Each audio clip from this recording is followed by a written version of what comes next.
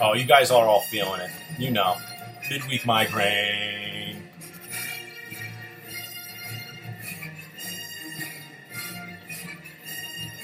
Midweek migraine. So it's a midweek migraine, guys. And I'm just going to keep it short and sweet this week. Real three quick things. We're going to talk football real quick. We're going to talk about Brady and Trump. And we're going to talk about athletes and what they do for those that should really be recognized every single day. And it's really overwhelming for me, especially after what I saw last night at the Celtics game. So we'll get to that. Real quick, football. Week 15 is on us. Week 14 is behind us. And after posting a good week 13, I go 2-4 against the spread and 4-2 straight up. So didn't really gain any ground. And my upset special did not come in last week, I believe. I don't have the pad on me, but I wrote it down. But no, it did not come in last week. So we'll see what we can do. We got to get back to the drawing board. Dallas was not my upset. I forget what it was, but it was not pretty. Miami was the upset special, and they couldn't close a screen door even with the 50th anniversary team in tow. So football, week 15, here's the games you got to think about. You got the Jets in Dallas on Saturday, crucial for both teams. Jets have to win out because Kansas City and Pittsburgh, two of those three teams are going to get in. If the Jets are going to be one of those two, they got to win out because I trust Kansas City and Pittsburgh way more than I trust my Jets. They always let you down. Dallas needs to win to stay in terms of that AFC least race to the bottom. Chicago, Minnesota, great game, divisional rival. Minnesota needs to win to keep pressure on Green Bay. Atlanta, Jacksonville. Atlanta falling off the map. Jacksonville 51 points last week, 42 in the second half. I like the way they're playing. A win from them puts pressure on the next game I'm going to talk about, Houston at Indy. The loser of that, if Jacksonville wins, will be tied with Jacksonville. Jacksonville surging, maybe not this year, but possibly next year. Keep an eye on them. Houston at Indy, like I spoke about, this game is for first place. The loser, if Jacksonville wins, will be tied with Jacksonville. Carolina at New York, I think the Giants could beat Carolina. I know it sounds crazy. I think Carolina's going to win. But New York, with that Odell Beckham, they had a sound run game last week with Jennings against Miami, and I liked what Eli did. 27-31. Who doesn't like 87% every single day? That'd be awesome if my quarterback could do that. So Carolina at New York. New York needs to win to stay in, so keep that in mind. Tennessee at New England. New England wins. New England clinches a first-round bye with a Denver loss. That's at Pittsburgh later in the day. Then you have Buffalo at Washington. Washington needs to win. They're in the division lead, so watch out for Buffalo. Kansas City at Baltimore. Kansas City needs to win to stay in that mix with the Jets and Pittsburgh. Cleveland at Seattle. Seattle needs to continue to win even without Rolls-Royce. Green Bay at Oakland. I love Oakland. This could be an ugly game for Green Bay, a tough game for Green Bay, putting a lot of pressure on Green Bay, especially if Minnesota wins at 1 o'clock. This game's at 4. Then you have the Denver-Pittsburgh game. This is a game I love. I love Pittsburgh. I love what they're doing. I think it's going to be very hard for Brock Osweiler to win Pittsburgh. And I also think it's going to be hard for Denver to stop Pittsburgh's offense. I'm not saying that they didn't play outstanding last week, holding Derek Carr to only 99 yards, but I really like what Pittsburgh can do offensively moving the ball. I think it's going to create problems for Denver. Moving on to Miami at San Diego, not many implications there. Mike McCoy, his job's probably safe. Miami, I don't think Dan Carpenter's going to be back next year. That's a shame because I really think he has the right pieces to be a part of that team. Maybe not the head coach, but I'd like to see Dan Campbell stand on. I said Carpenter. He's a kicker for Denver, or a kicker for Buffalo.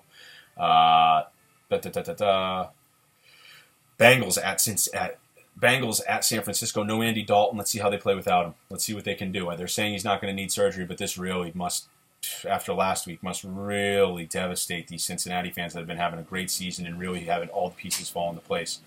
Arizona and at Philly on the Sunday night game. I like Arizona here, but keep in mind, Philadelphia, Washington, and New York, all those teams need to win. Last week was the first time all season all of them won in the same week. They needed to do so to keep pace with one another. We're in the same situation again this week. And on Monday night, you have Detroit at New Orleans. Not many playoff implications there. I believe they've both been eliminated. but nonetheless something for the FanDuel crowd. So that's that. What I like, you got New England can clinch with a Denver loss and them winning this weekend. I like what I see in that Jacksonville-Houston-Indy mix. Keep an eye on those two games, Atlanta at Jacksonville, Houston at Indy, because there's a lot of things. At the end of that game, two of those teams could be tied. And you might be shaking your head when you're going, I can't believe Jacksonville's tied with Indy with 2 games to play. So you never know at the end of this week. And then other than that, I mean, like I said, Jets, Kansas City, and Pittsburgh all need to win to keep pace with one another. You got the NFC East, Washington, Philly, and Giants all need to keep pace with each other. And certainly, with Tampa Bay losing last week took a little bit of pressure off Seattle, but we need to see Seattle continue to win, especially without Rolls-Royce back there. That's going to hurt them until Marshawn comes back. But them, like the Patriots, they play a next man up style. We'll see how they go with it. Second thing I want to touch on, really quick, really briefly. A lot of people, you guys know I'm into politics. I certainly will defend both sides of the aisle. I don't believe in only having loyalty to one party. I believe you have loyalty to good ideas. Not that you can't affiliate with a party, but I also think that friendship is something that I cherish deeply, and I would be lying, and I think many people that watch this video would be lying if they said that they agreed with every view, stance, every talking point that has ever come out of their friend's mouth. If you do agree with every single thing your friend says and have never had a argument or debate with them, I don't really know if this next spot is for you, but I will leave you with this. This week, Tom Brady was on Dennis and Callahan in the morning, I think it was, on EEI, and he was asked what do you think of Donald Trump? And Brady, without aligning his politics, without coming out in total support for Trump's policies, without mentioning campaign donations or anything like this, he says, doesn't want to answer the question, which is fine, because guess what? He's a quarterback of the Patriots, and what he thinks really shouldn't have any impact on the political landscape of things, to be honest with you. So right off the bat, Brady gets that, and he tries to say, hey, why does it matter what I think? And they say, well, what do you think of Donald? And he says, well, Donald's a friend of mine, and I support my friends. And I thought that was completely appropriate. He has been to several of Donald's invited him to several charity events in which Brady has attended. He certainly has, commingled with Donald, probably played a round or two of golf with him, maybe had dinner with him, maybe knows him in some business sense in terms of maybe they have some businesses intermingling. And I thought what he said was poignant, because so often we attack people when they have views that are counter to ours. And I'll be the first to tell you that I respect Tom Brady as a quarterback, and I think he's the greatest of all time, and I'm not a Patriots fan, and I don't root for Brady every weekend. And I'll also tell you that I respect Donald Trump as a businessman and as a contributor to the political process, but I do not support him politically. So it really rubbed me the wrong way when somebody who's not involved with politics was attacked when he said that he supports his friends, because I don't know anybody that I've interacted with or in my circle of friends or on that has responded to me that would say that they don't support their friends. Now, I'll be the first to tell you that my friends have said some idiotic things and have probably done even dumber things, myself included.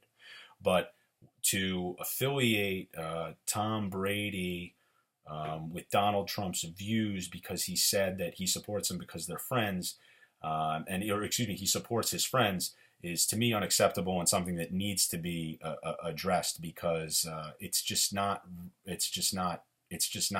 to me, it's not right. It's just not right. And you can believe whatever you want, but Tom Brady is a quarterback and should have no bearing on the political process. And Donald Trump is a businessman that's currently running for president, and his relationship with Tom Brady is really null and void to the success that he can bring for the country if he plans to do so. So as far as I'm concerned, it would be the equivalent of asking, any person, any sports athlete, if they were, friends with any politician, that had some questionable views, if you will, and then attacking them for saying they're friends with them. So I hope that the people that are watching this are open-minded like I am, and also can read through a lot of the rhetoric that's out there, and the hate-mongering that occurs when people that don't make comments. Tom Brady did not make a comment saying, I support Donald Trump and everything he says and believes in, and I think that this country will be saved if we do everything he said. He did not say that. He said he supported his friends, and I think that was taken out of context. And another thing I want to say is, it goes a long way to say about Brady's character to stick by his friends, especially when they don't do things or say things that are popular. And that shows a lot of character, because I can tell you right now, you can always tell who your friends are when things are good, can't you? There's plenty of them around, suckling at the power teat and trying to get a piece of when things are good. But when things aren't good, or when things aren't going your way, or when you fall on tough times, that's who your real friends are. And I thought Brady handled that well, and by answering that, he's a friend of mine, and I support my friends. So I'm going to leave that at that, and I'm going to close on a high note, something where, just like I think we shouldn't take Brady's comments too seriously, I think there's other things that we should really take a look at and really begin to praise, because oftentimes our athletes are criticized, whether it's for their on field or on the playing surface's conduct, whatever conduct they conduct themselves, whether they're a dirty player, or they don't play the game properly, or they're flamboyant, or the celebration too much, and then we all always seem to criticize them off the field, whether it's extramarital affairs, or their run-ins with the law, or the choices they make socially. Everybody's got an opinion in terms of what an athlete should be and should do. One thing we don't always hear about is the great things that athletes do, the charities they contribute to, the hospitals they visit, the veterans that they speak with, and the time that they give. Last night I had the opportunity, and thank you to Patrick Lynch, John Lynch, for inviting me to the Celtics game. They happened to play the Cavs, which I thought was a great game, and I was very fortunate to attend. But with that said, there was a point at halftime where they honored a Special Olympic MVP, and let me tell you, the Garden was rocking. The Garden was rocking for this young man, and it was really something beautiful, something that you don't get to see too often. A lot of people go through the motions at those things, and they're honoring somebody, and certainly if it's a serviceman or woman, I always see with the serviceman, people try to get up for that. But sometimes, it's somebody that's done a great deal for a charity, or somebody that's contributed something to their community. In this case, it was somebody that was a Special Olympian, and it certainly rubbed the crowd the right way, because the place was bananas. Long story short, Aaron Miller is honored at halftime. He steps off to the side. The second half's about to begin. LeBron goes over. He has a mild embrace. I encourage you to see the photo. It's on my Facebook feed. It's beautiful. Just as an embrace, you can see the kid's face light up with joy. After the game, LeBron not only sees the kid again, but he gives him his game shoes. So here's a kid that was honored at halftime at an NBA game. Then LeBron gives him a small embrace, saying, "Hey, congratulating him or praising him, however he did it," and then he gives him his shoes. This is a day that this kid is never, ever going to forget. I don't know if I think he might have been 16 or 18 years old, whatever it was. He's going to remember this till he's 116 years old. And, just like the kid that gets a ball from Cam Newton, or the kid that gets a jersey from Steph Curry, or a wristband from a favorite athlete of theirs, or a musician. It goes so far to say, when we criticize these guys, I really want to see more people recognize the good things they do. People criticize LeBron when he did the decision. I'm not saying it was my favorite cup of tea, but what a lot of people don't remember is that raised over $4.5 million that he gave to a Boys and Girls Club. And that's a really great thing. Was the way he went about it popular with everybody? No. But was the outcome popular? Absolutely. If you said, hey, this guy's doing something that's going to raise $4.5 million, you're like, wow, that's really great. Then you see the decision, you're like, I don't really like that. It's like, well, it raised the money. So at the end of the day, I think so often we criticize, whether it's the millions they make, the actions they have on the court, whether you're a fan of them or not. the actions they have off the court. And in LeBron's case, he's pretty impeccable character individual for somebody that's been under the microscope for as long as he has. But I think that you really got to take the time out once in a while to recognize these guys. And I thought last night with LeBron, Cam on the weekends, making sure he gives football to these kids. Curry. I'm thinking of Rory McIlroy, Jordan Spieth, Bubba. Let me think about baseball. Oh my gosh, baseball is endless. I mean, like Poppy, A-Rod, the things these guys do, the things I've heard, Jeter, it's just unbelievable. So we're so quick to criticize. We watch sports. We think we're prepared to see what we're going to watch, and sometimes we get something a little extra. Last night we got a little extra with Aaron Miller and LeBron. I thought it was outstanding. Excuse me.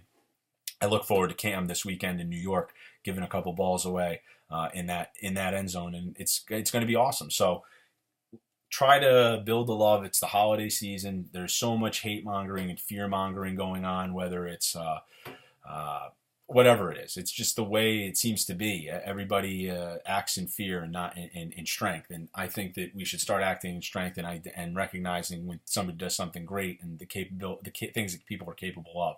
So kudos to LeBron last night. Kudos to Cam week in and week out, and every other athlete that gives back to the community, gives back to this country, gives back to the Special Olympics, the servicemen and women, the people that build up our communities, the people that run these charities and organizations.